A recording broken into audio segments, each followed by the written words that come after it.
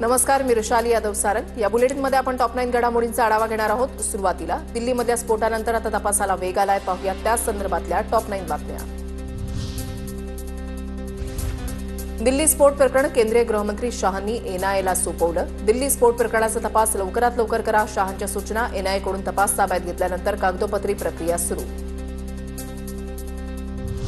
दिल्ली स्फोटातील मृतांना आणि जखमींना सरकारकडून मदत जाहीर। मृतांच्या कुटुंबियांना 10 लाख आणि कायमचं अपंगत्व आलेल्यांना 5 लाखांची मदत। गंभीर जखमींना 2 लाखांची आर्थिक मदत जाहीर। जखमींच्या उपचाराची संपूर्ण जबाबदारी दिल्ली सरकारनं घेतली।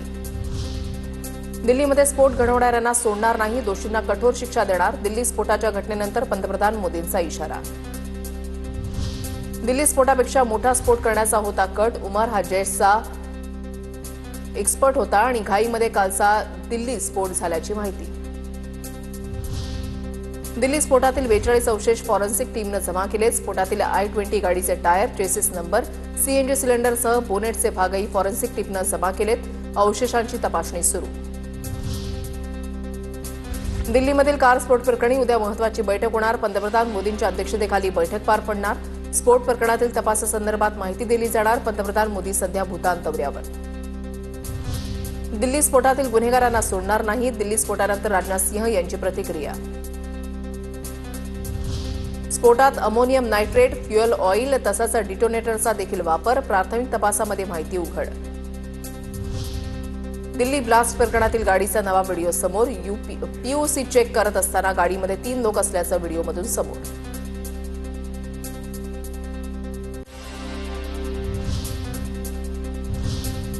या हल्ल्यामागे दहशतवादी कटाचा संशय व्यक्त केला जातोय। पाहूया त्याच संदर्भातल्या टॉप 9 बातम्या। दिल्लीतल्या स्फोटामध्ये व्हाईट कॉलर मॉड्यूल कनेक्शन। स्फोटाच्या वेळेला उमर, आदिल, मुझम्मिलसह शाहीन आणि अमोयुद्दीन या 5 डॉक्टरांचा संबंध असल्याचं समोर। दिल्ली स्फोट प्रकरणी डॉक्टर परवेज अन्सारीला अटक। उत्तर प्रदेश एटीएसची मोठी कारवाई। सूत्रांची माहिती, परवेज अन्सारीनं एका आठवड्याभरापूर्वी इंटिग्रल युनिव्हर्सिटीचा राजीनामा दिला होता। सूत्रांची माहिती, डॉक्टर परवेज हा अटकेत असलेल्या डॉक्टर शाहीनचा धाकटा भाऊ। I-20 कारमधील ड्रायव्हिंग सीटवर दहशतवादी डॉक्टर उमर मोहम्मद। फरीदाबाद दहशतवादी मॉड्यूलचा प्रमुख सदस्य उमर मोहम्मद सध्या फरार। कारमधील मृत प्रवाशाची डीएनए चाचणी करून तो डॉक्टर उमर आहे का याची पुष्टी करणार। तपास यंत्रणा शोध घेत असल्याच्या भीतीनं उमरनं ब्लास्टचा कट रचला। कारमध्ये डिटोनेटर लावून उमरनं स्फोट घडवून आणला। सूत्रांची माहिती, उमरच्या आईला आणि मोठ्या भावाला पोलिसांनी ताब्यात घेतलं। काही दिवस मी लायब्ररीमध्ये असल्यानं आता कॉल करू नको, उमरनं आईला कॉलवर सांगितल्याची उमरच्या वहिनीची माहिती। उमरनेच I-20 कारचे पैसे दिल्याची माहिती। दिल्ली स्फोट प्रकरणी उमरच्या दोन्ही भावांची चौकशी।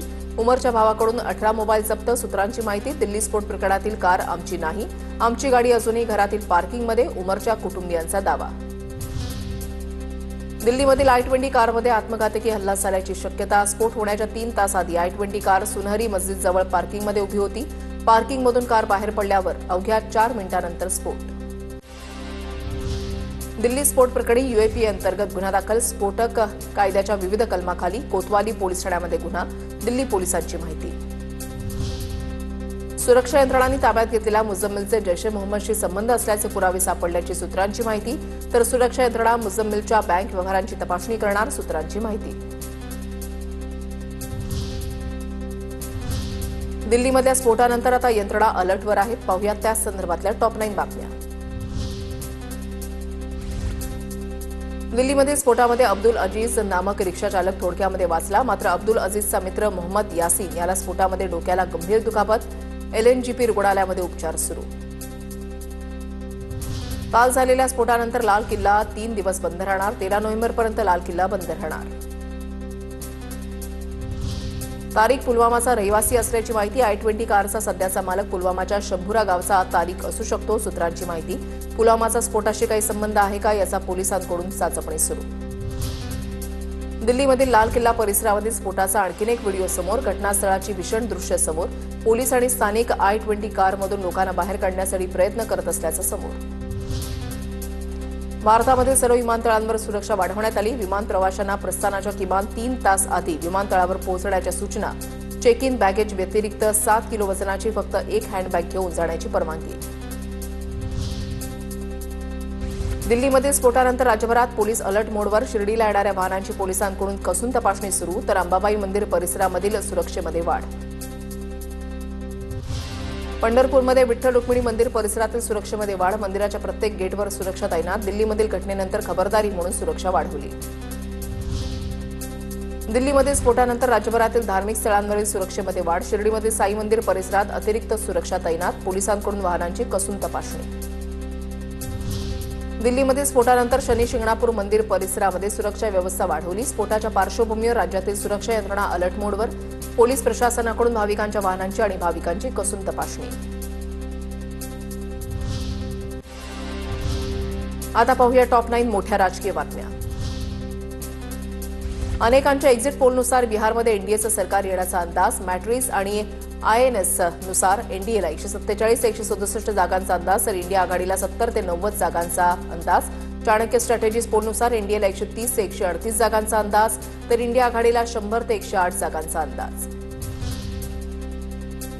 स्थानिक स्वराज्य संस्थांच्या निवडणुकीमध्ये महायुतीमध्ये जागा वाटपावरून वाद निर्माण होण्याची शक्यता.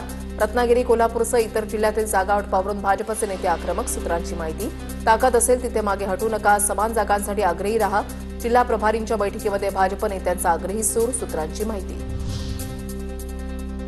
राज्यामध्ये सर्पकार परिस्थिती निर्माण. 3 साप प्रत्येकाची शेपूट प्रत्येकाच्या तोंडात अशी परिस्थिती. सगळेच एकमेकांना गिळायला बसलेत. उद्धव ठाकरेंची जहरी टीका. मिनी विधानसभेतही भाजपला सर्वात मोठा पक्ष बनवण्यासाठी प्रयत्न करा. महायुती जिंकली पाहिजे हे उद्दिष्ट ठेवून काम करा. मुख्यमंत्री फडणवीसांच्या भाजप नेत्यांना सूचना.